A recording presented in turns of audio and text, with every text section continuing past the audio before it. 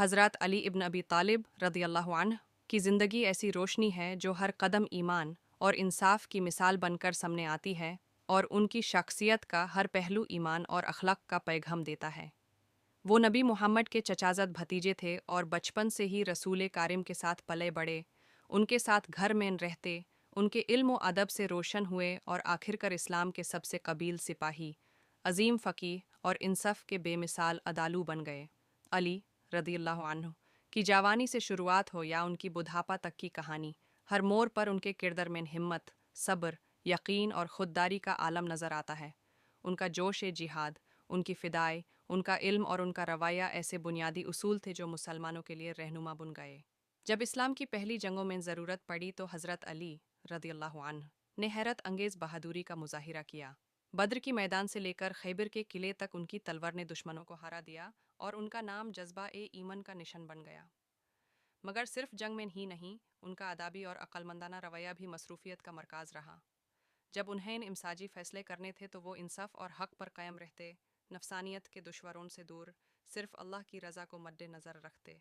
उनकी ज़िंदगी के रोशान वाक़ियत में से एक वाक़िया जो अक्सर लोगों के जहन में बस गया है, वो था जब उन्होंने जंग में एक दुश्मन को हराकर तलवार उसके सीने पर रख दी, और जब दुश्मन ने घबरा कर उनके चेहरे पर थूक दिया तो हज़रत अली रदियल्लाहु अन्हु ने ठंडा दिमाग रखा, गुस्से को अपने ऊपर हकीम ना होने दिया और कहा कि मेरा मकसद अल्लाह के लिए है, मेरा अमाल अल्लाह के लिए होना चाहिए।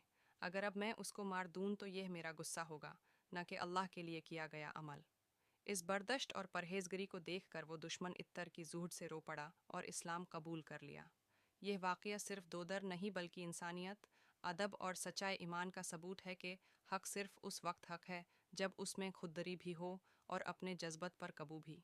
हज़रत अली रदियल्लाहु अन्हु का इल्म भी बहुत उम्दा था। उनकी ज़ुबान से निकले हर लफ्ज़ में हिकमत की गुनगुनाहट होती थी।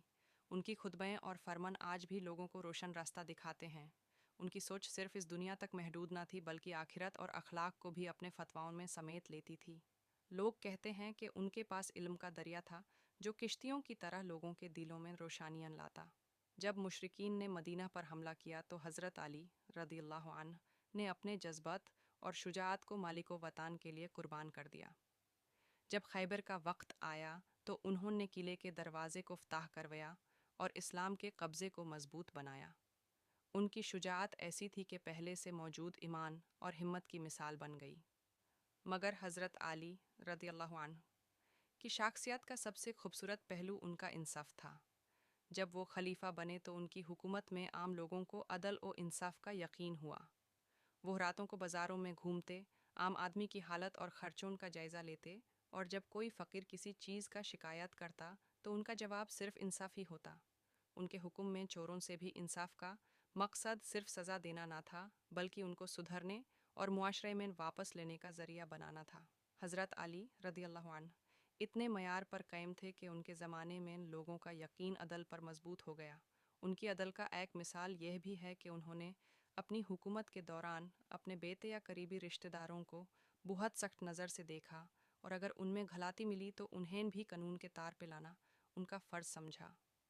ये बात आम लोगों के दिलों में हुकूमत के बारे में ईमान पैदा करती थी कि सच्चा हुक्मरान वही है जो अपने दोस्तों और दुश्मनों में फ़र्क ना करे। हज़रत अली रदियल्लाहु अन्हु सिर्फ तलवार और इल्म के ही मालिक नहीं थे बल्कि उनकी ज़िंदगी इबादत और खिदमत खल्क से भी परचम थी। उनका रोज़मर्रा का रवैया सड़ा और खुददारा नज़र आता था। उनके गरीबों के लिए जज्बा रहमत आम था। उनको माल और दौलत का इस्तेमाल मसाइल के हाल के लिए करते और कभी भी अपने लिए इजाफत नहीं चाहते। एक दफ़ा उन्होंने अपने पास से एक गरीब के लिए रात के अंधेरे में रोज़ी का इंतज़ाम किया और वो जानकर खुशी से चुपा लेते थे ताकि उसको अपमान महसूस ना हो।